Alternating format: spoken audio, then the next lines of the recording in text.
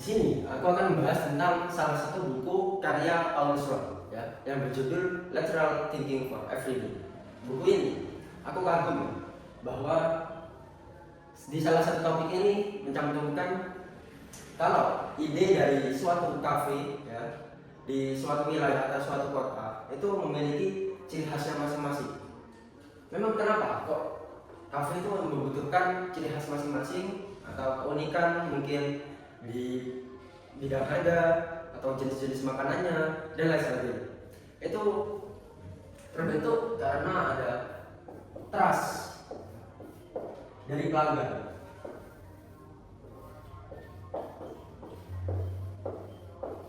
Di mana keunikan tersebut memiliki kepercayaan, mengikat kepercayaan ya, dan mengikat apakah dinilai dari konsumen ini apakah produk dari tempat tersebut itu konsisten atau tidak ya, dan menguntungkan atau tidak ya pastinya, karena hidup itu dipenuhi dengan ketika kita itu tidak mempunyai feedback yang keras, itu hanya akan terbuang sia-sia waktu kita untuk melakukannya. Seperti halnya kita membuat kafe. Nah, di sini aku di dalam buku Lateral of Thinking itu ada topik, salah satu topik ya, yang belum tak lupa saya di halaman berapa ya. Oke, di bab 54 itu mengenal yang namanya ide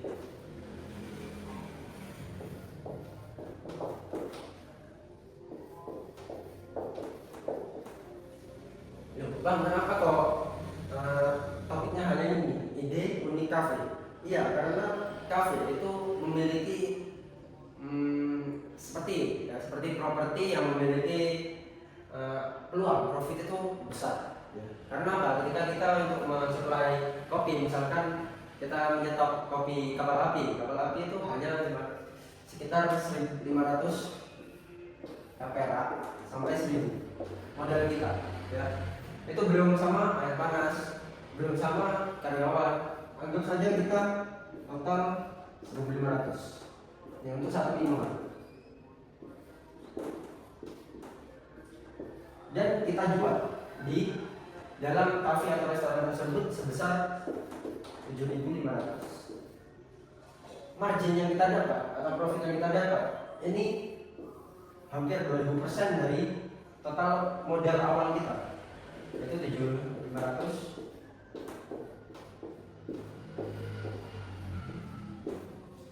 Bayangkan ketika kita memiliki aset yang konsisten ya, minimal menghasilkan setiap orangnya itu sebesar 6.000 kurang lebih.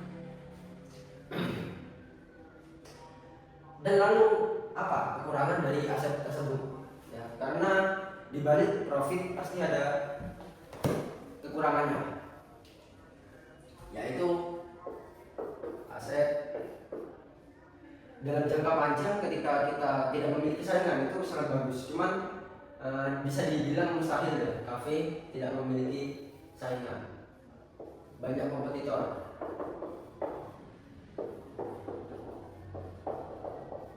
Bang, kenapa kita harus ada takutnya sama kompetitor? Mudah ya, ketika kita membuat suatu kafe di kota A dan di daerah A, dan di kota A dan di daerah A tersebut, orang yang memiliki equity lebih juga ingin membuat aset seperti kita, karena mereka sudah tahu profitable yang kita dapatkan setiap minggunya, setiap bulannya, dan setiap harinya. Itu hanya misalnya keunikan kita adalah ciri penjuru masaknya itu yang unik, harganya fantastik, dan makanannya itu enak. Mudah saja kompetitor mensaingi kita. Misal ada koki ya. Nah, koki ini awal yang kita gaji itu adalah cuma sebesar 3 juta misal ya. Gaji. Nah, gimana cara merebut koki tersebut? Ya, cara logika. Kompetitor itu bayar sekitar 4.500.000.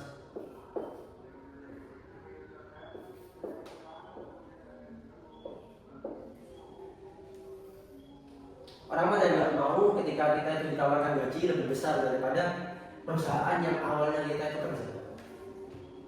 Jadi di sini ada namanya memegang peluang bangkrutan gitu.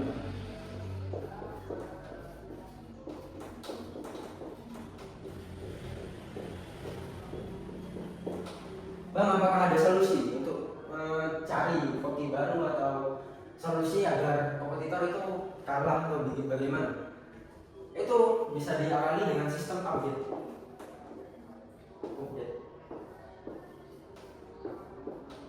Update bisa dari event, promo, atau produk baru.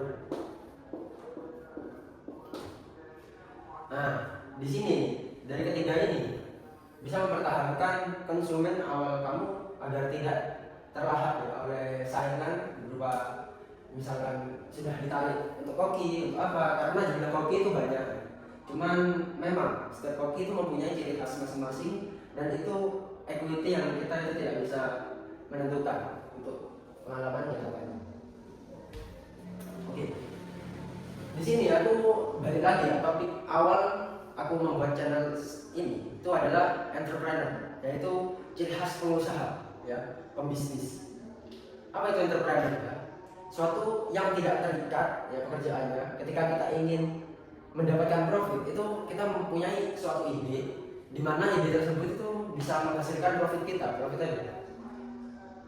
Jadi tidak terpacu hanya dengan gaji per bulan, pokoknya per minggu atau bagaimana. Karena di dalam kekonsistenan tersebut seperti halnya kerja kantoran atau apa, itu kita hanya menguntungkan orang yang di atas kita, manajer perusahaan atau pemilik dari perusahaan tersebut. Ya. Kekonsistenan itu bahaya ya menurut saya. Karena apa? Inflasi setiap tahunnya itu pasti akan naik sekitar 3% atau 5% ya, dan lebih sebaliknya. Nah, di sini 2026 kita bisa mengecek juga ya, angka inflasi kita sudah sebesar mungkin berapa persennya?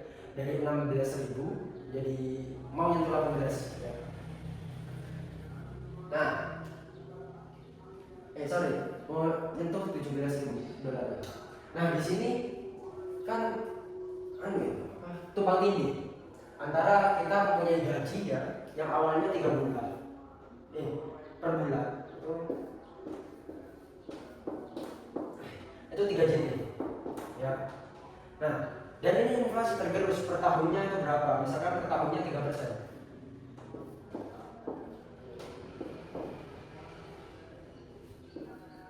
Tinggal kita kalikan aja dengan 3%.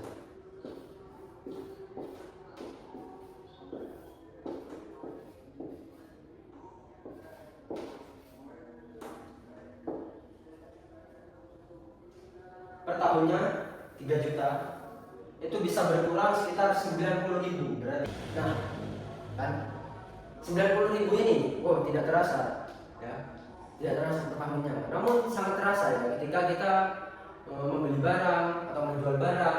Makanya ketika kita mempunyai equity sedikit, jangan membeli aset yang merugikan seperti mobil, rumah.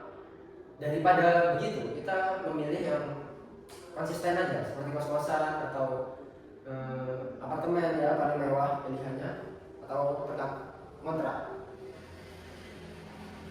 Nah, topik kali ini hanya sampai sini aja.